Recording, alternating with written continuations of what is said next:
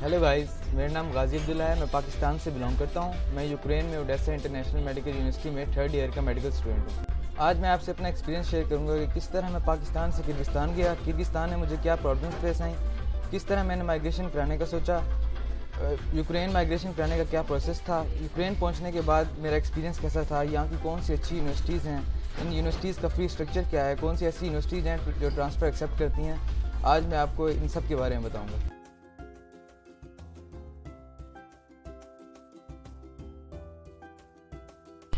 मैं अपनी बात पीएमडीसी के उस डिसीजन से करता हूँ जो उन्होंने कुछ दिन पहले किया है, जिसमें उन्होंने किर्गिस्तान की तमाम यूनिवर्सिटीज़ को ब्लैक लिस्ट कर दिया है। मैं समझता हूँ कि बहुत अच्छा डिसीजन है जो उन्हें बहुत पहले कर देना चाहिए था, क्योंकि WHO का एक सिंपल सा क्राइटेरिया है कि जो यूनिवर्सिटी वो उसी यूनिवर्सिटी को एफिलिएट करेंगे जिसमें एटलीस्ट 200 बेड्स का हॉस्पिटल हो, जिसकी अपनी लेबॉर्ट्रीज़ हों, जिसमें PhD प्रोफेसर्स हों। जबकि किर्गिस्तान में जो स्टूडेंट ग्रेजुएट होता है अगले ही दिन वो प्रोफेसर बन के यूनिवर्सिटीज़ में पढ़ा रहा होता है। तो इस तरह ना एजुकेशन अच्छी है वहाँ की, ना उधर का लाइफस्टाइल अच्छा है।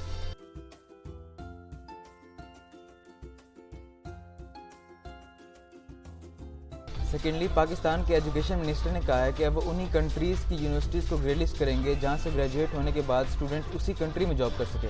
लेकिन पाकिस्तानी स्टूडेंट किर्गिस्तान में कभी भी एज ए डॉक्टर जॉब नहीं कर सकते, क्योंकि वहाँ की यूनिवर्सिटीज़ में पाकिस्तानियों को 5 साल की MBBS प्रोग्राम पढ़ाया जाता है, जबकि किर्गिज़ नेशनल्स 6 साल की MD प्रोग्राम पढ़ते हैं, जो कि एक प्रोफेशनल मेडिसिन डिग्री मानी जाती है। जबकि MBBS प्रोग्राम को सिर्फ एक बैचलर्स डिग्री माना जाता है। उस पर किर्गिस्तान में आप professionally as a doctor job नहीं कर सकते। मुझे आइडिया है कि इन यूनिवर्सिटी से किस तरह ग्रेड लिस्ट करने की कोशिश की जा रही है। आपको भी आइडिया है कि ऐसे मसले पाकिस्तान में किस तरह सॉल्व होते हैं। तो अगर कुछ जुगाड़ करके कुछ खिला पिला के इन यूनिवर्सिटीज़ को भी ग्रेड लिस्ट कर भी लिया जाए तो ये हमेशा ख़तरा रहेगा कि WHO कभी भी उन्हें ब्लैक लिस्ट कर सकती है, क्योंकि ये WHO के सिंपल से क्राइटेरिया भी पूरे नहीं आ रहे। WHO का सिंपल सा क्राइटेरिया है कि आपकी यूनिवर्सिटी में 200 बेड्स का हॉस्पिटल होना चाहिए, लेबॉर्ट्रीज़ होनी चाहिए, PhD टीचर्स होने चाहिए। तो किर्गिस्तान में तो इस तरह है कि स्टूडेंट्स नहीं पढ़ के अपनी यूनिवर्सिटीज़ बना ली हैं, जिस तरह RMU है, IMU है। ये लोग खुद किर्गिस्तान में पढ़े हैं और फिर इन्होंने खुद यूनिवर्सिटी बना ली है, अपने यारों दोस्तों को टीचर्स बना दिए इधर और खुद डीन बैठे हैं। तो आपको ऐसा लगता है आप पाकिस्तान में किसी बाजार में फिर रहे हैं। इससे अच्छी एजुकेशन तो मैंने मुल्तान में किप्स में ली है।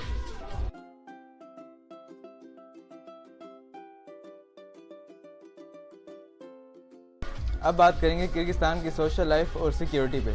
पाकिस्तान में जितने भी एजेंट्स हैं वो किर्गिस्तान को एक मुस्लिम कंट्री पोर्ट्रे करके स्टूडेंट्स को ऐसे भेजते हैं जिस तरह वो सऊदी अरब जा रहे हों। तो यहाँ ऐसा कुछ भी नहीं है। किर्गिस्तान में मुस्लिम कंट्री जैसा कुछ भी नहीं है। वहाँ लड़कियों की सिक्योरिटी नहीं है, लड़कों तक की सिक्योरिटी नहीं है। वहाँ की कोई सोशल लाइफ नहीं है, कोई शॉपिंग मॉल्स नहीं है, कोई ऐसे पार्क्स नहीं है, कोई टूरिस्ट अट्रैक्शंस नहीं है। तो आपने वहाँ 6 साल गुजारने हैं, आपको एक सोशल लाइफ चाहिए। एजुकेशन तो है ही नहीं, सोशल लाइफ भी नहीं है आपकी उधर।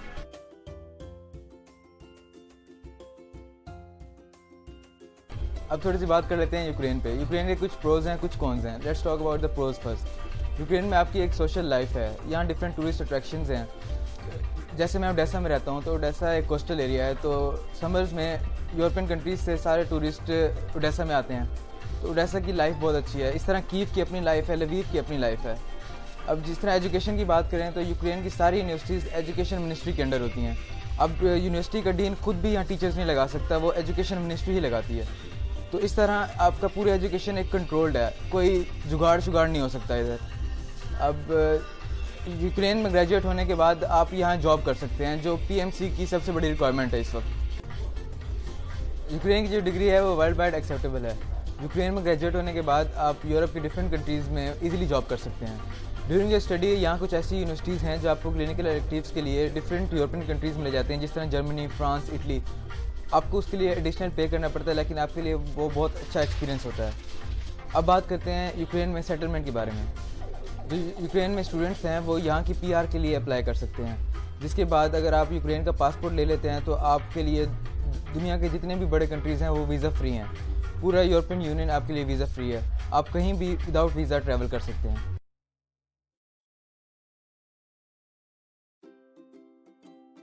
अब बात करते हैं यूक्रेन के नेगेटिव पॉइंट्स पे, क्योंकि मैंने आपको यूक्रेन के पॉजिटिव पॉइंट्स बताए हैं, तो एथिकली मेरा फ़र्ज़ बनता है मैं आपको यहाँ के नेगेटिव पॉइंट्स ही बताऊँ। पहला पॉइंट ये है कि Ukraine is not a cheap country, it is a expensive country. लेकिन अगर आप यहाँ as a student part time job करें तो आप इजीली $800 to $1000 कमा सकते हैं। जिस तरह कीव में बहुत सारी जॉब्स हैं, ओडेसा में बहुत सारी जॉब्स हैं, आप ऊबर चला सकते हैं और ऐसी डिफरेंट बहुत सारी जॉब्स हैं। अब जिस तरह आप यहाँ अकेले रहेंगे तो आपको 300 से 400 डॉलर एक अपार्टमेंट के देने पड़ेंगे, लेकिन अगर आप किसी का शेयर पे रह रहे हैं तो आपको 150 से 200 डॉलर्स आएगा। तो वो मैनेज हो जाता है, वो स्टूडेंट पे डिपेंड करता है वो किस तरह का लाइफस्टाइल चाहता है। अब बात करेंगे यूक्रेन की एजुकेशन के बारे में। यूक्रेन की एजुकेशन डायरेक्टली एजुकेशन मिनिस्ट्री से कंट्रोल्ड होती है, तो यहाँ जुगाड़ करके कोई पास नहीं हो सकता, आपको यहाँ पढ़ना पड़ेगा। यूक्रेन में 3rd ईयर के एंड पे और 6th ईयर के एंड पे एक क्रॉक टेस्ट होता है जो एजुकेशन मिनिस्ट्री खुद हेल्प करती है, तो आपको पढ़ना पड़ेगा फिर आप पास होंगे, यहाँ जुगाड़ नहीं चलेंगे। अब बात कर लेते हैं क्रॉक के बारे में कि क्रॉक क्या है। क्रॉक एक ऐसा टेस्ट है जो 3rd ईयर और 6th ईयर के बाद यहाँ की एजुकेशन मिनिस्ट्री करवाती है। तो अगर आप क्रॉक 1 पास नहीं कर सकते जो 3rd ईयर के बाद होता है, तो आप 3rd ईयर में ही रह जाते हैं, उससे आगे आप नहीं पढ़ सकते। तो आपको यहाँ पढ़ना बहुत ज़रूरी है। अब एक ऐसी यूनिवर्सिटी है जहाँ 50% से कम स्टूडेंट्स क्रॉक पास कर रहे हैं, तो उस यूनिवर्सिटी को यहाँ की एजुकेशन मिनिस्ट्री खुद ही ब्लैक लिस्ट कर देती है। अब बात करते हैं यूक्रेन के वीज़ा के बारे में। यूक्रेन का वीज़ा लेना बिल्कुल भी आसान नहीं है। जिस तरह किर्गिस्तान का वीज़ा ऐसे जैसे आप अपनी गली के नुक्कड़ से मूंगफलियाँ ले रहे हो, तो यहाँ ऐसा कुछ नहीं है। आपको वीज़ा लेना यूक्रेन का बहुत मुश्किल है, आपको बहुत सारी डॉक्यूमेंटेशन करानी पड़ती है, फिर जाके आपको वीज़ा मिलता है।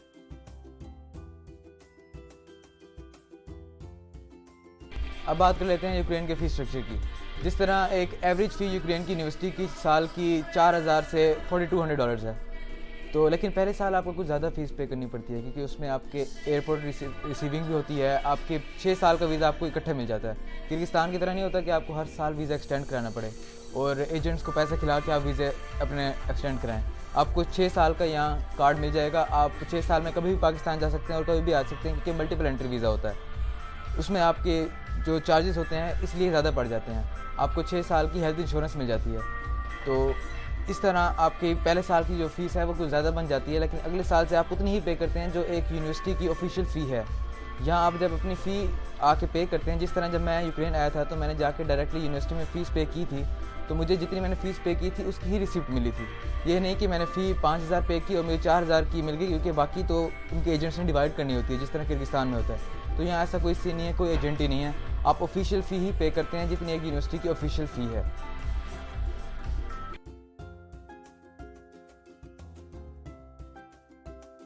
कृपया मैं आपको एक सजेशन देना चाहता हूँ कि जब भी आप यूक्रेन के लिए अप्लाई करें तो किसी ऐसी कंपनी के थ्रू अप्लाई करें जो एक प्रोफेशनल कंपनी हो। आप उनसे उनकी वेबसाइट मांगें, उनके सोशल मीडिया प्लेटफॉर्म्स चेक करें, उनकी डेली अपडेट से ही आपको अंदाज़ा हो जाएगा कि उस कंपनी का कैलिबर क्या है। कभी भी किसी ऐसे एजेंट के थ्रू अप्लाई ना करें जो खुद ही यहाँ स्टूडेंट हो, क्योंकि एक स्टूडेंट यहाँ आपकी प्रॉब्लम सॉल्व नहीं कर सकता। आपको इन 6 सालों में या 5 सालों में आपको जो भी आपकी डिग्री की ड्यूरेशन है, आपको बहुत से मसले आएंगे। कभी फ़ी का मसला हो जाता है, कभी आपकी क्लासेस का मसला हो जाता है, आप बीमार हो जाते हैं, क्लासेस अटेंड नहीं कर सकते। तो आपको एक ऐसी कंपनी चाहिए जो आपको सपोर्ट करे। जिस तरह मैंने राइट टर्न के थ्रू अप्लाई किया था, और राइट टर्न जिन भी यूनिवर्सिटीज़ में आपका एडमिशन कराती है उनका खुद उस यूनिवर्सिटी में ऑफिस होता है, तो आपको जो भी मसला होता है वो आपके साथ खड़े होते हैं, आपकी हेल्प करने के लिए उनकी टीम होती है। फॉर एग्जांपल मेरे कुछ दोस्त थे जिन्होंने किर्गिस्तान से यूक्रेन में एडमिशन कराया, तो जिस एजेंट के थ्रू उन्होंने एडमिशन कराया, क्योंकि मैं खुद एडमिशन का काम नहीं करता, तो जिस एजेंट के थ्रू उन्होंने एडमिशन कराया वो खुद भी एक स्टूडेंट था। तो उन्होंने जब ट्रांसफ़र करा लिया, यहाँ के फ़ीस पे करने के बाद उन्हें पता चला कि जिस यूनिवर्सिटी में उनका एडमिशन हुआ है वो ट्रांसफ़र एक्सेप्ट ही नहीं करती, तो उनका 1 और साल ज़ाया हो गया। इसलिए कोशिश करें कभी भी एक स्टूडेंट से अपना एडमिशन ना कराएं, क्योंकि एट द एंड उसने भी एक बड़ी कंपनी को ही आपका एडमिशन देना है। तो आप क्यों ना बड़ी कंपनी से ही कुछ पैसे और दे के ऑफिशियल वे में अपना एडमिशन प्रोसेस कराएं। अब मैं उन सारे स्टूडेंट्स को जो किर्गिस्तान और चाइना फंसे हुए हैं उनको मैं बेस्ट ऑफ लक करना चाहता हूँ, क्योंकि मैं समझ सकता हूँ उन पे एक मुश्किल वक्त है। मैं उन्हें ये सजेशन दूंगा कि वो किसी अच्छे कंट्री, जिस तरह टर्की हो गया, यूक्रेन हो गया, रोमानिया, हंगरी, ये सारे कंट्रीज़ ट्रांसफ़र एक्सेप्ट करते हैं, तो आप कोशिश करें कि किसी अच्छी कंट्री में अपना ट्रांसफ़र करा लें वक्त रहते ही, ताकि आपकी डिग्री सिक्योर हो जाए, आपका फ्यूचर सिक्योर हो जाए।